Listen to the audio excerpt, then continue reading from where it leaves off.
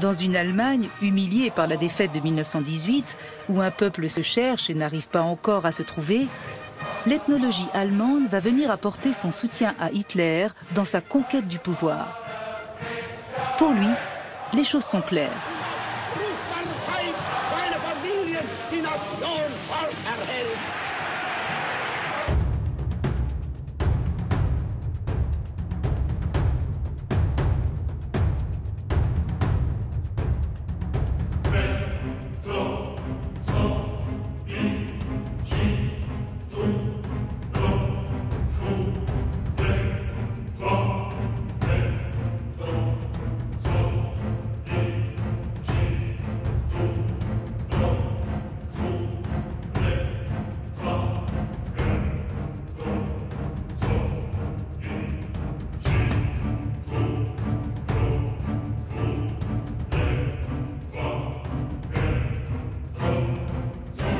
Loin de l'agitation effrénée de l'Europe, des peuples continuent leur vie traditionnelle et immobile.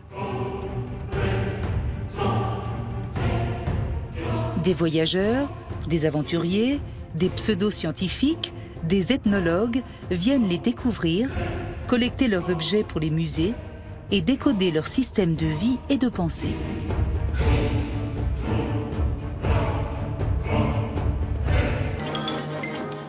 En Allemagne, cette science balbutiante à ses débuts se nommait la Völkerkunde, l'étude des peuples non européens. Mais elle n'était pas sans arrière-pensée raciale à la fin du XIXe siècle. Avec le Troisième Reich et la perte des colonies, l'ethnologie des peuples lointains subit un coup d'arrêt. Elle cède le pas à une deuxième école d'ethnologie qui se nomme la Volkskunde. Autrement dit, l'étude de la connaissance du peuple allemand.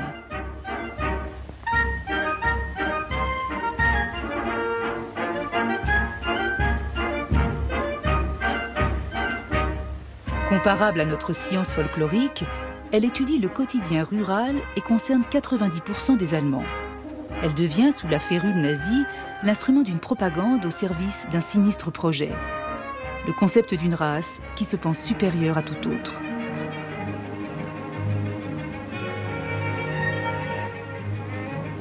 Un idéal pour ressouder un peuple en éliminant ceux qui ne pourraient prouver la pureté de leur origine.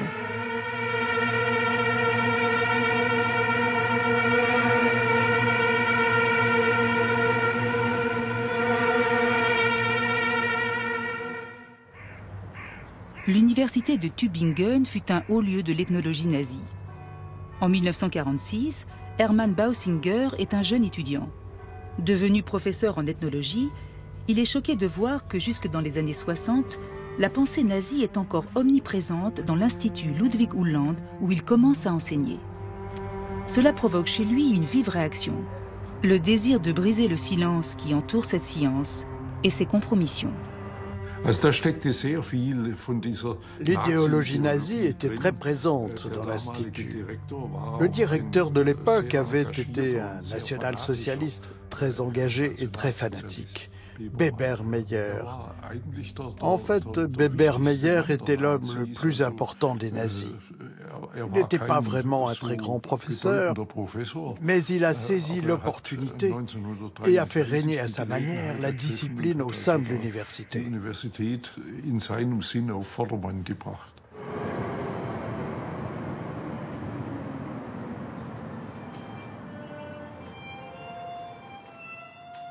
C'est à Wolfgang Emmerich, l'un de ses élèves, que Hermann Bausinger demande d'établir une thèse critique sur l'implication de cette ethnologie dans le régime nazi. Elle va révéler comment cette idéologie a manipulé cette discipline pour en faire un outil de propagande. On ne savait rien concernant un quelconque lien entre l'ethnologie appliquée à l'Allemagne, la Volkskunde, et le national-socialisme. Il faut que vous sachiez que c'est surtout à cause de la personnalité d'Hermann Bausinger, ce jeune professeur pimpant, charmant et intelligent, que je suis allé étudier à l'Institut d'ethnologie de Tübingen. En effet, on allait à Tübingen pour assister aux cours de Bausinger. On voulait faire la connaissance de ce spécialiste de l'ethnologie du peuple, la Volkskunde, qui se consacrait avec beaucoup de courage à la période nazie. Dans les années 50 déjà, il avait la cote auprès des étudiants. Bausinger vient de la philologie allemande et Bausinger, le germaniste, est devenu un spécialiste de l'ethnologie du peuple.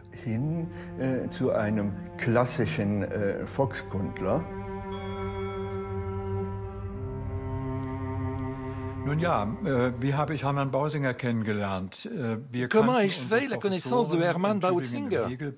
Nous avons rencontré nos professeurs à Tübingen dans le bâtiment de l'université qui s'appelait Hergelbau, en bas dans la vallée.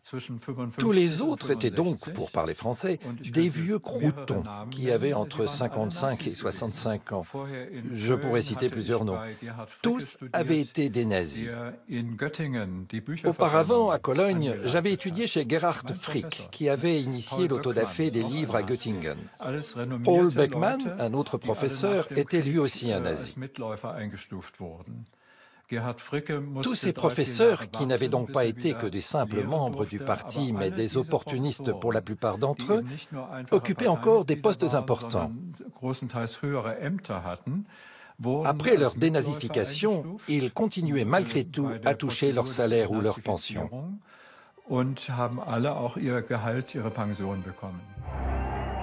Dans le climat lourd des années 60, des mouvements étudiants contestataires éclatent. Les jeunes veulent savoir ce qu'ont fait leurs parents pendant la guerre. Pourquoi un épais silence les entoure?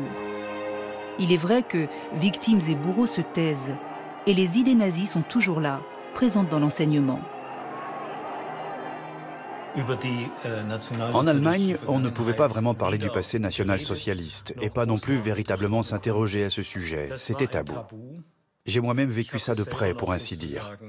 Mon premier professeur à l'école primaire était un ancien nazi, chef de la section locale du NSDAP, le Parti national-socialiste. Il m'a effectivement enseigné des théories racistes. Il nous expliquait à nous les enfants quel était l'espacement entre les deux oreilles, quelle était la forme du nez de la race juive et de la race aryenne. Et à l'époque, ce n'était pas un cas isolé en Allemagne. Et on s'interrogeait sur ce passé encombrant, dans un contexte de grand mutisme et de dissimulation. On s'interrogeait sur le passé de son propre père, de sa propre mère, donc sur la génération de ses parents. C'était essentiel. À ce propos, j'aimerais bien demander à Hermann Bausinger comment il a vécu cette année ou ces 6 mois dans la Wehrmacht. En fait, je ne le sais même pas. Je crois qu'il n'a pas du tout été impliqué dans de durs combats. Je sais juste qu'un de ses frères est mort dans un camp français et qu'il y est mort de faim.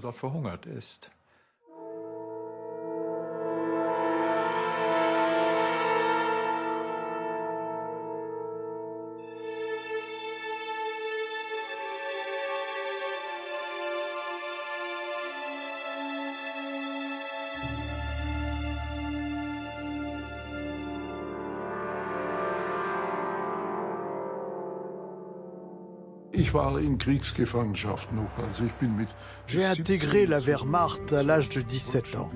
Et ensuite, j'ai été prisonnier de guerre en France pendant 1 an et demi, mais chez les Américains. Certes, j'ai eu beaucoup de chance. J'avais un fusil, mais je n'ai jamais été impliqué directement dans des combats. En France, nous étions en 2e ligne.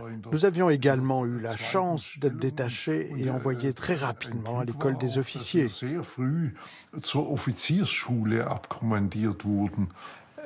Hermann Bausinger savait parfaitement ce qu'il voulait. Il voulait mettre les élèves à contribution, en faire des penseurs et des chercheurs indépendants qui étudient les documents de manière précise, sans préjugés, et qui développent un vrai sens critique par rapport à l'histoire et la société. C'était cela son objectif. Sa stratégie était très discrète. Il faut considérer la situation délicate de cet homme au milieu des années 60. Il était le plus jeune de tous les professeurs titulaires, il avait obtenu une chaire à l'âge de 34 ans, et à l'époque c'était tout à fait exceptionnel. Il a bien fallu qu'il réfléchisse. Jusqu'où puis-je aller dans ce cercle de collègues? Là, il faut vraiment que je prenne sa défense. On ne pouvait pas s'attendre à ce qu'il écrive un livre sur le rôle de l'ethnologie dans le national-socialisme. L'un de ses élèves souhaitait en faire une thèse, alors il m'a soutenu de manière inconditionnelle.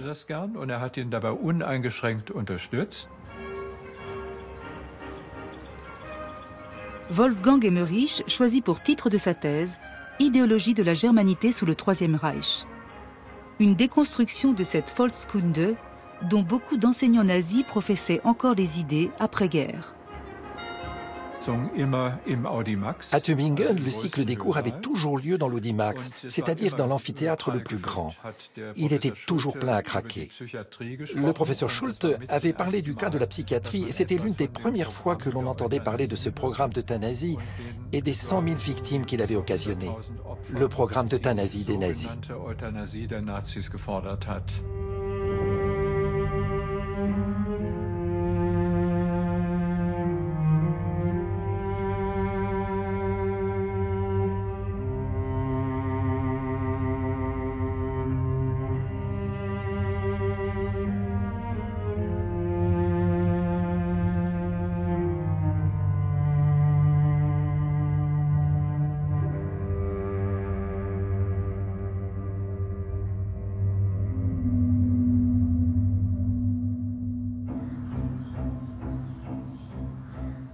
À Tübingen, c'est en face de la présidence de l'université, à l'Institut d'hygiène et de raciologie, que des dizaines de milliers de tziganes étaient examinés, fichés, stérilisés. Les populations juives subissaient le même sort, et ce afin d'exhorter à la sélection raciale de l'homme.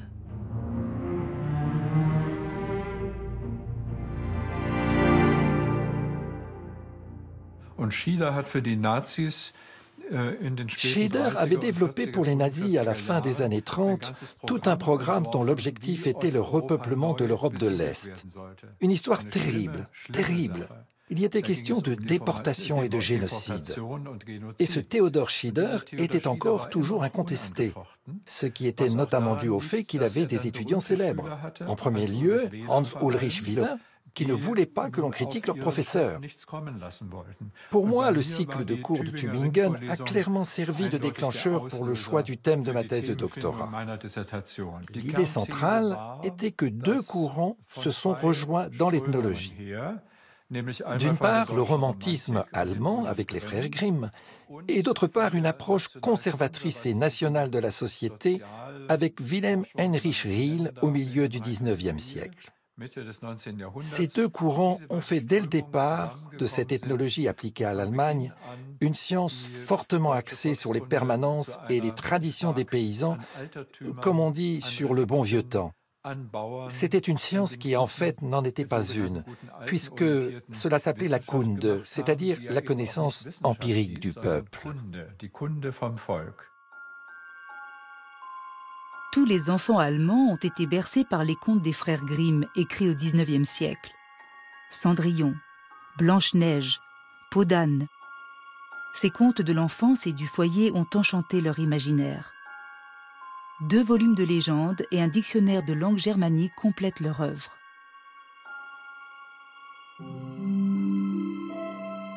Les frères Grimm sont désormais considérés comme les pères de la Volkskunde, pour leur description attentive de la vie des petites gens et de la culture du quotidien.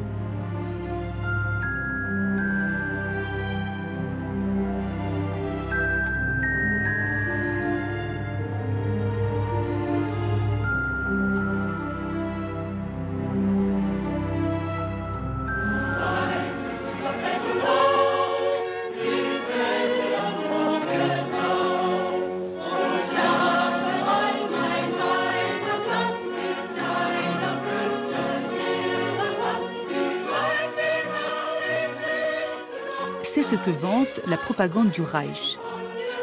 Un modèle de vie paysanne. Cette Kunde s'intéresse plus que jamais aux coutumes et traditions persistantes de ce monde rural, censé contenir en son sein depuis des siècles une sagesse immobile et l'origine pure de l'âme de la germanité. C'est celle-là qui devra régner partout où le Reich s'imposera sur les 1000 ans à venir. Toutes ces images anodines, voire insouciantes et banales, n'avaient pourtant rien d'exceptionnel. À cette époque, on aurait pu les collecter dans tous les pays d'Europe à forte majorité rurale. Mais en Allemagne, la politique des nazis les agglomérait pour souder le terreau de l'identité commune des Allemands en une force rassurante de cohésion nationale.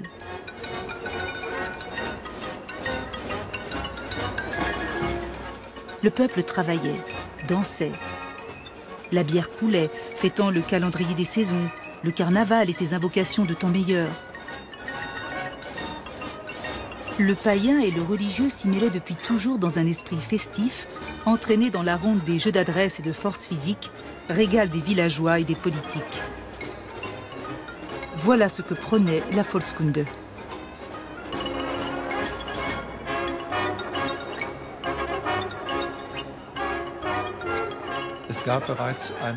Il y avait déjà une tendance raciale dans l'ethnologie appliquée à l'Allemagne. Les nazis n'ont eu qu'à réunir leurs idées avec celles de certains ethnologues pour en faire un programme radicalisé. Cela vaut globalement pour toute l'idéologie nationale-socialiste.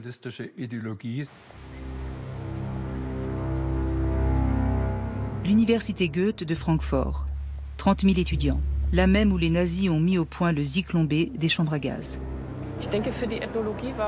Je pense que l'issue de la Première Guerre mondiale a été primordiale par rapport à l'ethnologie.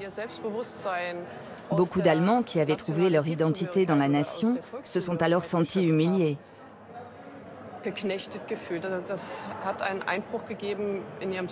Et à cela s'est ajouté pour les ethnologues la perte des colonies, ce qui les a, pour ainsi dire, privés de leur base de travail.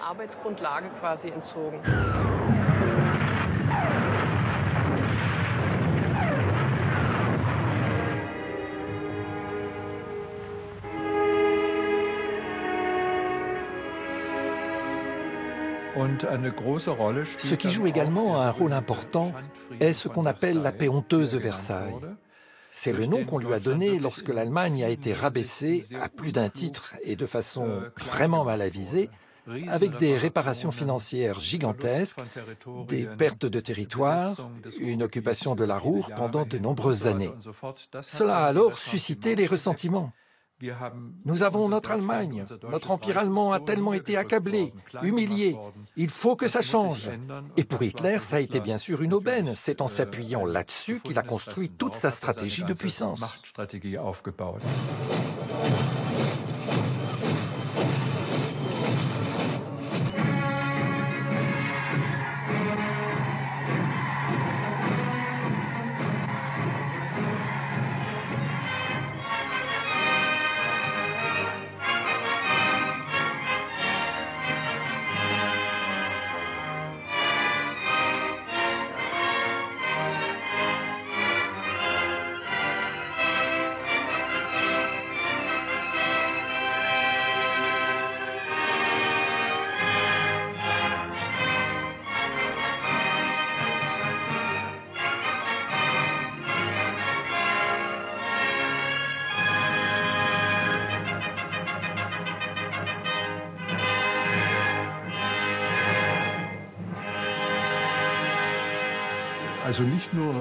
En fait, je crois que ce qui était très important, et pas seulement dans les thèmes abordés par Heinrich, c'est qu'on ait réussi à aller au-delà de ce caractère inoffensif de l'ethnologie appliquée à l'Allemagne. Il y avait d'une part ces propos fortement imprégnés d'idéologie, ça existait et nous nous y sommes consacrés. Mais il y avait également cette focalisation extrême sur la culture paysanne, toujours reliée aux traditions, parce que tout ça relevait soi-disant du proto-germanique et remontait aux anciens peuples. Peu importait qu'il s'agisse du carnaval ou de Noël. Toutes les traditions venaient des anciens peuples germaniques, ce qui était tout de même un peu hasardeux.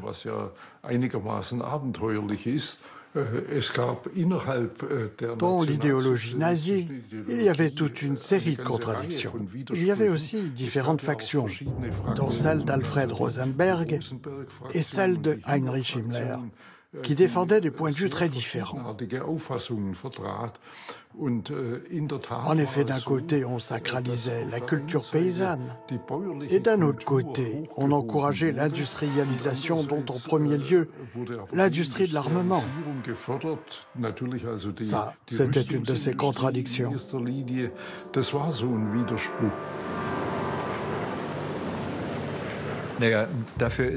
Dans la conception des chauvinistes et des nazis, c'est bien sûr Arminius le Chérusque qui est la référence du proto-germain. Un guerrier qui mène le peuple et qui, dans cette guerre, au nom du peuple, chasse les Romains de la Germanie et rétablit l'ordre tribal traditionnel.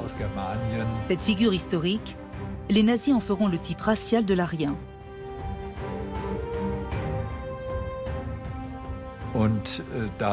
Le proto-germain est bien sûr avant tout un guerrier, un héros. Il fallait qu'il soit blond aux yeux bleus, et comme on le sait, tous les dirigeants nazis n'étaient pas blonds aux yeux bleus, ou très peu d'entre eux. La femme, quant à elle, restait cantonnée au domaine de la famille et de la maison. Ce sont des ornementations du décor idéologique qui en Allemagne était en vogue depuis longtemps. Il n'y avait absolument rien de nouveau.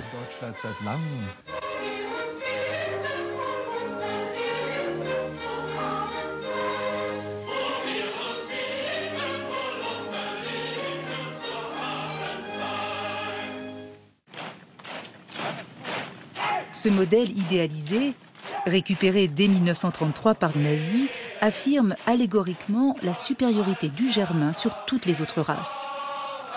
Et il soude le peuple en une force collective.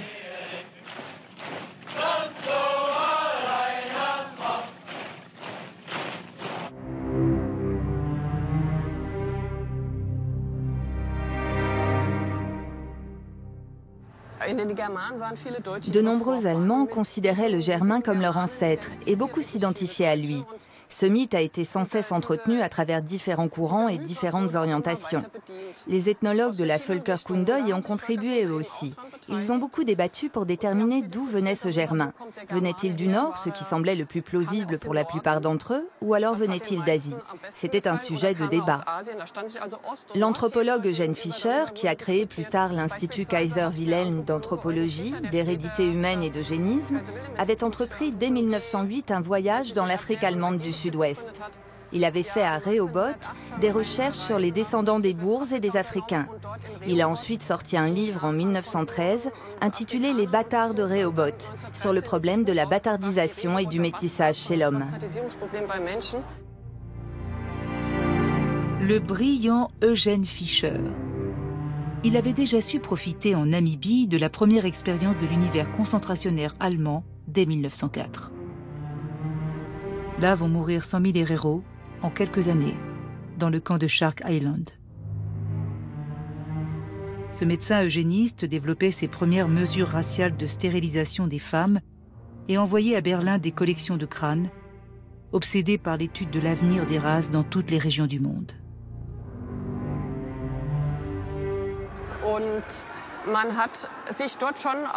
Effectivement, on s'intéressait beaucoup à ce qu'on appelait les races.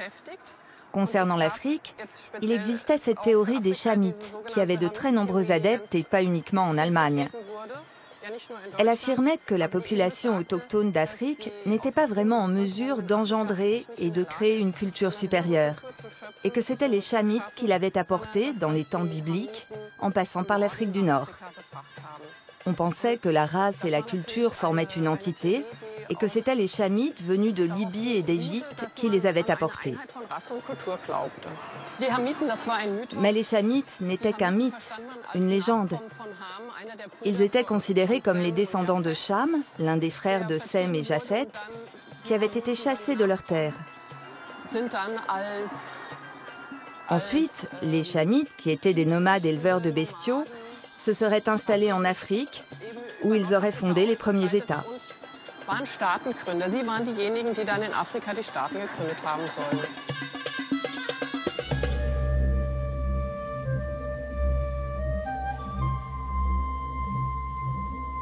Dans l'entre-deux-guerres, L'ethnologue allemand Leo Frobenius poursuit sa recherche entamée dès 1904, celle de l'Atlantide.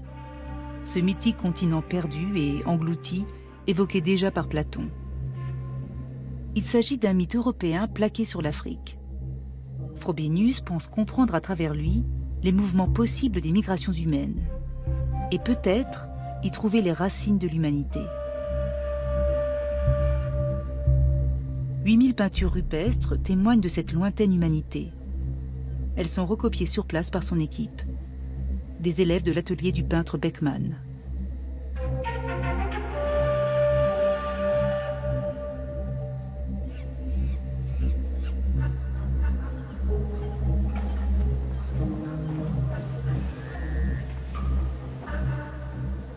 Frobenius était au début un autodidacte, un des ethnologues allemands les plus renommés dans les années 20 et 30, en faisant des expéditions de recherche pour essayer de sauver leur culture africaine avant leur disparition.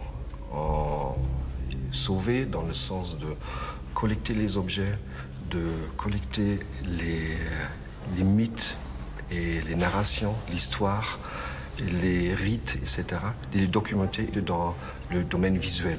Donc il a pris beaucoup de temps pour collectionner ces mythes. Il a publié une œuvre à 12 volumes qu'avec des mythes africains. Et ce qu'il a fait en plus, c'est de rapprocher les mythes avec l'art rupestre qu'il croyait très vieux, comme les mythes aussi. Et il a cru pouvoir interpréter le contenu, le sens de ces images rupestres qui datent des milliers d'années juste.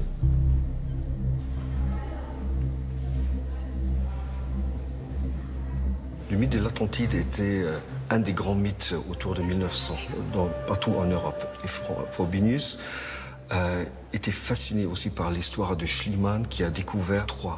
Donc il se voyait un petit peu comme un nouveau Schliemann quand il a découvert au sud du Nigeria des terracottas et des bronzes absolument différents. Cela était presque comme des têtes grecques assez classiques. Donc il croyait vraiment d'avoir trouvé un élément de la civilisation de l'Atlantide. Frobenius conteste l'idée même d'un apport de civilisation par le colonialisme sur les peuples dits sauvages.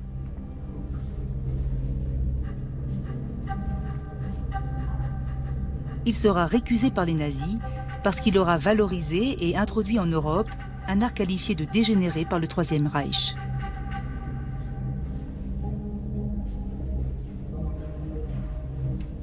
Das ist ein Kernpunkt der Nazi-Volkskunde. C'est l'un des éléments centraux de l'ethnologie nazie, le mythe de la continuité germanique et germanophone. L'affirmation qu'il existerait une continuité raciale ininterrompue par le sang, mais également par la culture depuis les anciens Germains, avant et pendant les grandes invasions contre l'Empire romain.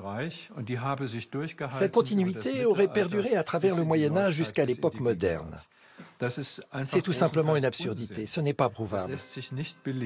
Pendant la Seconde Guerre mondiale, Heinrich Himmler a par exemple ordonné de faire des recherches en Crimée pour trouver des foyers germaniques et pouvoir ainsi étayer l'idée que cette région appartenait à l'espace germanique. En fait, c'était ça le noyau de l'idéologie nazie dans l'ethnologie appliquée à l'Allemagne, le mythe de la continuité germanique.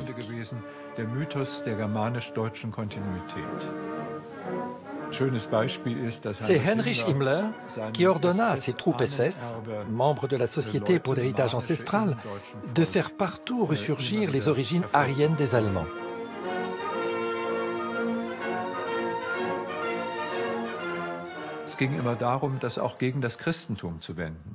À travers cette idée, il s'agissait aussi de s'en prendre au christianisme. On voulait montrer qu'il existe une tradition continue de paganisme germain. C'est évidemment un non-sens, car tout cela s'est mélangé et l'héritage chrétien a pris le dessus dans la culture allemande. Nous avions sans cesse à nous confronter avec la recherche sur le pays d'enracinement.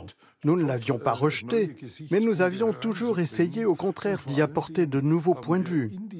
Et surtout, nous avions soulevé de nouvelles questions et inoculé de nouveaux éléments dans la recherche sur ce pays d'enracinement. Utz Jägle, par exemple, exemple, réalisa un projet qui avait le curieux titre de « La science de l'enracinement chez les nationaux-socialistes ». In diesem Projekt versuchten die Mitarbeiter deutlich zu machen, Ceux qui participèrent chassaient, et que globalement, dans ce monde paysan soi-disant romantique et sain, il y avait beaucoup de choses très tordues et très malsaines. sehr vieles auch sehr krumm und sehr schief war. Cet enracinement devient l'allégorie et le mot d'ordre de tout un peuple. Le Reich n'en finit plus de parader, de défiler, d'imposer la mise en scène qui plaît à son public. Malgré la crise, quelques rares missions ethnologiques sont envoyées à l'étranger. Mais leurs objectifs n'ont plus rien à voir avec la curiosité de la découverte. Ils se confondent avec cette obsession de la race. Dès 1938, avec le SS Ernst Schaffer, l'ethnologue Bruno Beger retourne au Tibet pour rechercher les racines indo-européennes de la germanité.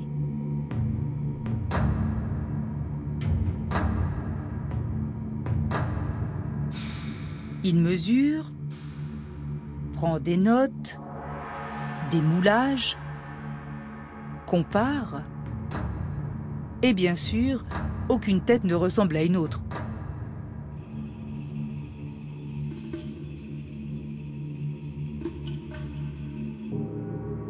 Mais les nazis ont leur théorie de hiérarchisation des peuples. Il suffit d'écouter un de leurs exposés.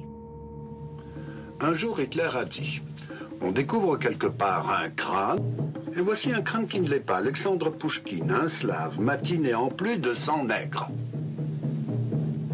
Et alors, une tête tout à fait impossible, c'est celle d'Einstein. Ça saute aux yeux, voyons. Celui-là, par contre, a le crâne qu'il faut. Martin Bormann. En fait, les ethnologues qui se concentraient sur les colonies en Afrique ont voulu se rendre indispensables et apporter leur soutien au régime nazi. Ils ont très vite organisé des congrès sur ce sujet après le début de la guerre, quand il semblait envisageable de récupérer les colonies. Il y avait par exemple Hermann Baumann, qui à partir de 1940 occupa la chaire d'ethnologie à Vienne. Après que l'Allemagne eut envahi la France, la Belgique et les Pays-Bas, il envoya l'une de ses collaboratrices en France et en Belgique pour chercher dans les archives et les bibliothèques des documents qui pouvaient être intéressants dans le but d'élaborer un manuel sur les colonies et les tribus africaines.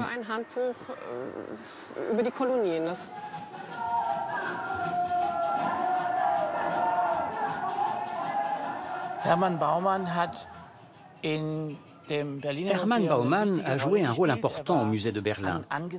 Il était un africaniste estimé et venait de Fribourg. C'est là qu'il avait fait ses études. Ses professeurs avaient été entre autres Eugen Fischer et Ernst Gross, tous deux également d'une grande influence. Par exemple, Eugen Fischer sera plus tard très important pour tout ce qui concerne les travaux et les recherches anthropologiques qui furent menés à Berlin, notamment ceux autour de la science des races. Et Hermann Baumann intégra très tôt le Parti national-socialiste. Il avait été gardien d'immeubles, chargé d'espionner ses concitoyens. Et ensuite, dans les années 30, en 1934 je crois, il commença ici, au musée, à mettre en place une collection européenne qui existait déjà en partie, mais qui devint alors un département à part entière. Il a aussi œuvré pour faire venir de nombreuses collections d'Europe de l'Est, ici, au musée de Berlin. Ce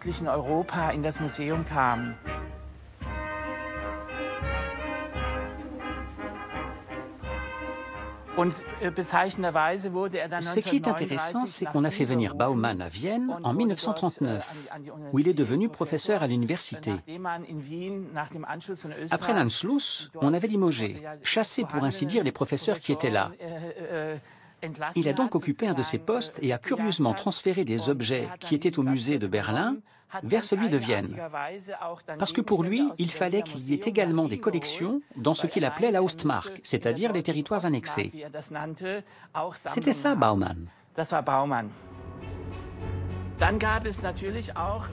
On souhaitait alors intégrer davantage d'idéologie dans cet univers des musées. Et l'on voulait construire un grand musée des races. Il était prévu d'installer ce musée au bord de la Spree, pour ainsi dire à proximité de l'actuelle île des musées. Mais c'est resté au stade de projet, et il n'a pas été réalisé. Il y a eu des discussions, par exemple, avec les directeurs de l'époque, notamment Otto Kümmel, mais au final, rien n'a abouti.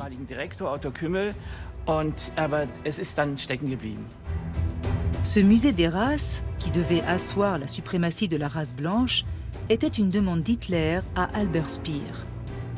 Celui-ci avait conçu la maquette du musée pour cette nouvelle capitale du Reich, Germania.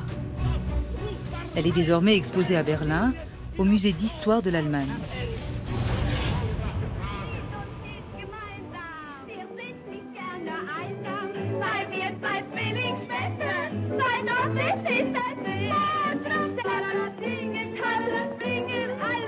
Pendant les mois de 1939, où de lourds nuages s'accumulent sur l'Europe, quelques rares Allemands encore insouciants, ignorant sans doute la recherche éperdue du proto-germain toujours introuvable, s'amusent dans les derniers feux de légèreté et de liberté.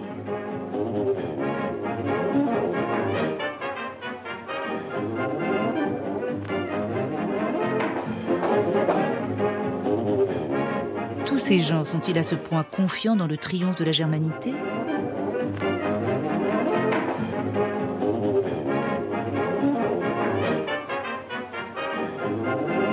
Hitler lui-même donne le change, apaisé par la présence d'Eva Braun, avec les enfants d'Albert Speer, entre deux crises d'autorité rageuse.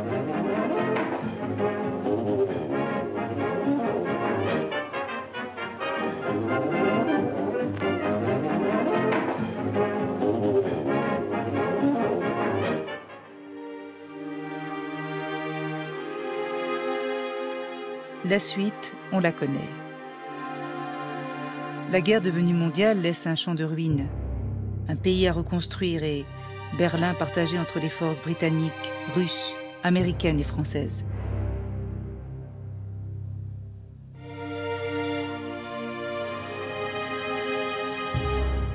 À cet emplacement se tenait le siège de la Gestapo, non loin du bunker d'Hitler rasé en 1945. En face d'une partie du mur de Berlin encore conservée, un mémorial est dédié à la topographie de la terreur.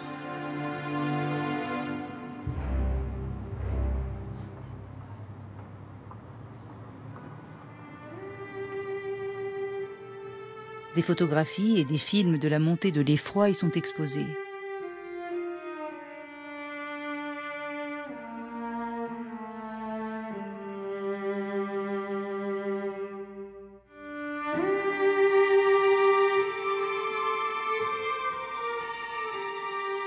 Dans la prison de Plötzensee, on peut aussi imaginer des centaines de pendus, dont l'ethnologue du musée de Berlin, Adolf Reichwein, mort sur un de ses crochets pour être rentré dans la résistance pacifiste. Hitler faisait d'ailleurs filmer toutes ces exécutions pour se les faire projeter dans son bureau.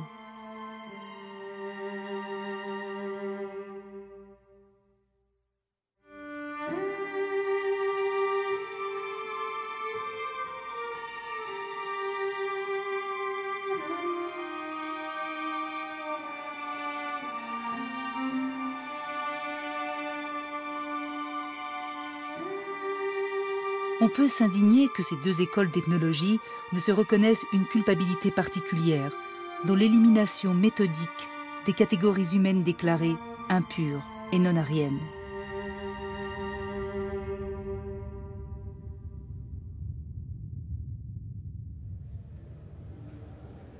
Que devinrent alors ces ethnologues allemands, une fois la paix retrouvée ?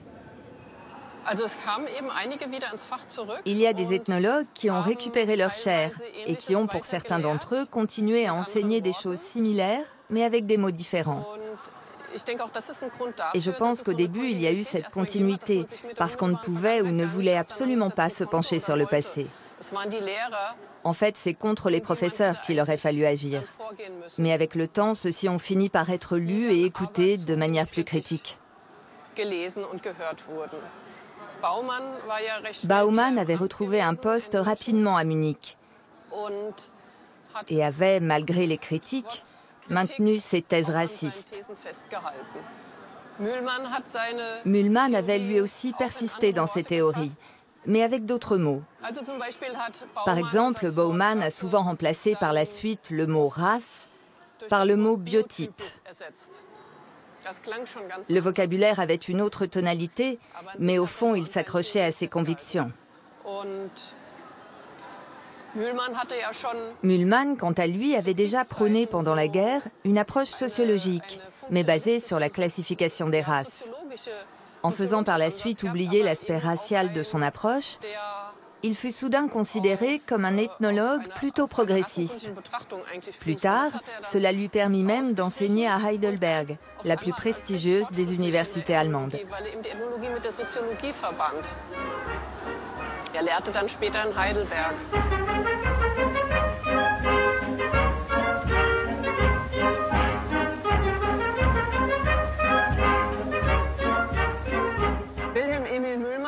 Après-guerre, Wilhelm-Emil Mühlmann avait fourni un journal intime qu'il aurait soi-disant écrit durant cette période. Mais en fait, il l'avait falsifié lui-même après coup. Et grâce à ce journal falsifié, où il n'apparaissait donc pas comme un partisan du national-socialisme, il fut dénazifié et put de nouveau occuper un poste. Je crois que ces connivences entre les personnes furent prépondérantes et décisives par rapport à ce lourd silence qui régnait. À Berlin, le mur était construit depuis 7 ans et divisait les familles entre les deux parties de l'Allemagne, l'Est et l'Ouest. C'était l'époque dite de la guerre froide.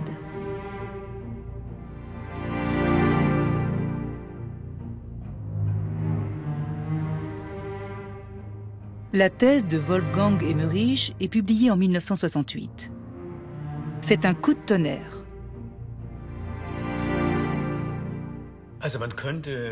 Avec cette thèse, on pourrait dire que le mauvais esprit devait être exorcisé dans les sciences de la culture. Pour nous, le mauvais esprit résidait notamment dans cette imbrication de l'ethnologie appliquée à l'Allemagne et le national-socialisme. Et vu comme ça, on pourrait effectivement dire que Wolfgang Emmerich a été celui qui a joué le rôle de l'exorciste à ce moment-là. Il n'était pas seul, mais comme il avait écrit cette monographie et qu'il s'était consacré intensément à l'histoire de cette discipline, on peut certainement affirmer qu'il a tenu ce rôle-là. Oui, incontestablement.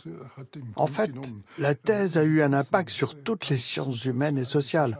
On peut même y ajouter les sciences exactes. Bien sûr que la problématique n'était pas la même. En mathématiques, il était certes plus difficile de trouver de la matière nazie. Cela dit, il y a eu des exercices jusque dans les écoles. 4 hommes de la section d'assaut installent un vignoble en 3 jours. Combien de jours mettront 12 hommes?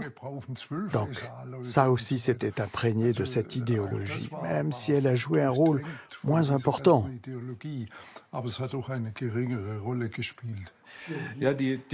J'avais 27 ans à l'époque, n'est-ce pas? Pour moi, les conséquences ont été inattendues, notamment par leur violence. Utsi Jägl avait parlé des réactions de peur que ma thèse avait provoquées.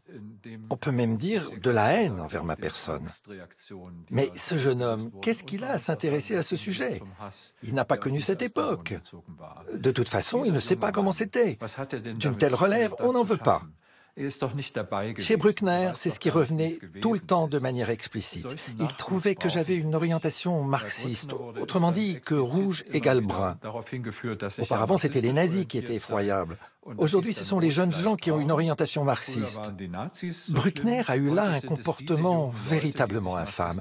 Il voulait empêcher, coûte que coûte, que je puisse avoir un quelconque avenir dans une université allemande. Il faut le dire.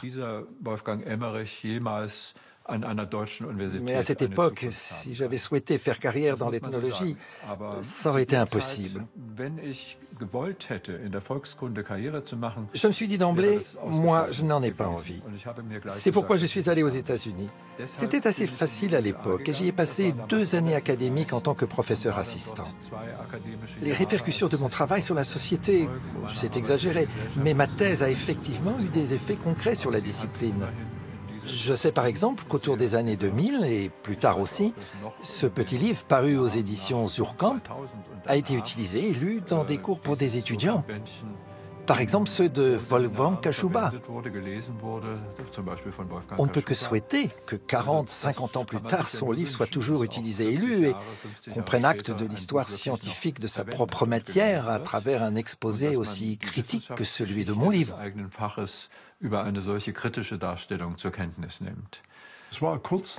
Peu de temps après l'apparition de l'étude d'Heinrich, un débat a commencé pour savoir si on pouvait continuer à utiliser le terme « ethnologie appliquée à l'Allemagne ».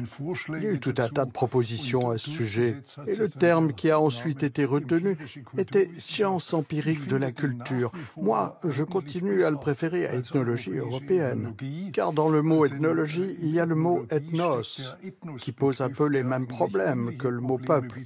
Et « européenne », bon, alors tant qu'à faire, disons « mondiale ».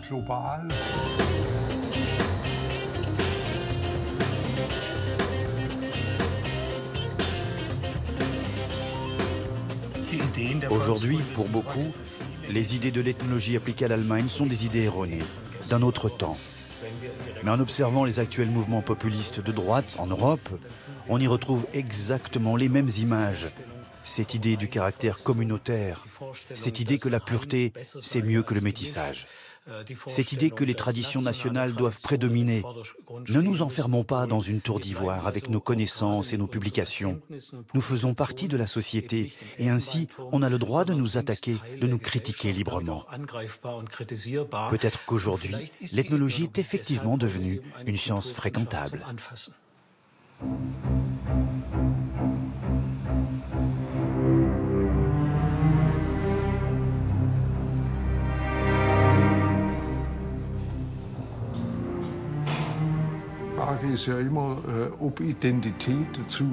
La question est de savoir si la recherche d'identité des peuples conduit à plus de paix dans le monde ou si elle provoque des raisons d'exclure, des raisons de rejet.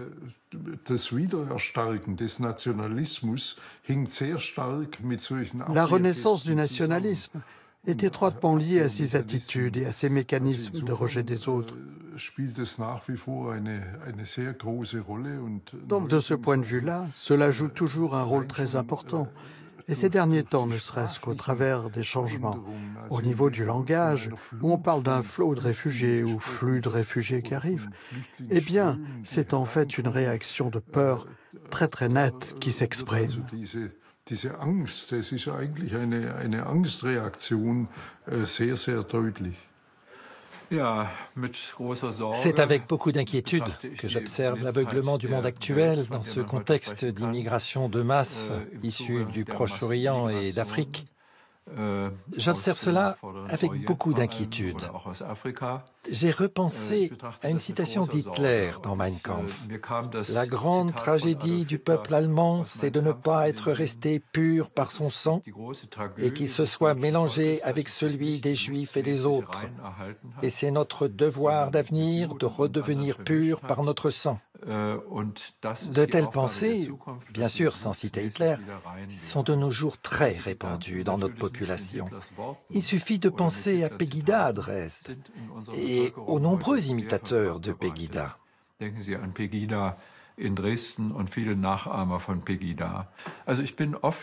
me retrouve souvent dans des situations qui me rappellent les idées absurdes qui cheminaient dans la période nazie concernant la préservation de la pureté du peuple allemand, de son caractère communautaire. Il faut veiller aujourd'hui à ce que les gens soient éclairés et à ce qu'ils n'adhèrent pas à de telles théories abjectes. Il y a plusieurs décennies qui sont passées depuis, mais c'est quelque chose qui peut ressurgir à tout moment, et cette idéologie nazie qui semblait avoir disparu, elle existe chez nous. Et je crois que tous les imitateurs de Pegida, ce mouvement venu de Dresde, en sont un exemple. Ici, c'est mon bureau, là où je travaille habituellement. D'ici, je ne vois pas que les montagnes, là en face, mais je vois aussi le château dans lequel je travaillais à l'époque. De là, je peux vérifier qui travaille encore, s'il y a encore des lumières allumées ou pas.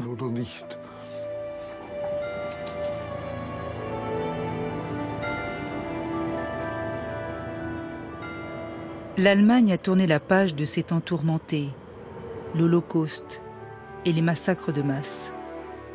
Cette ethnologie du peuple allemand, analysée par Wolfgang Emmerich, apparaît sous un tout autre jour. On dit « cela est de l'ethnologie », mais cela est aussi de l'histoire.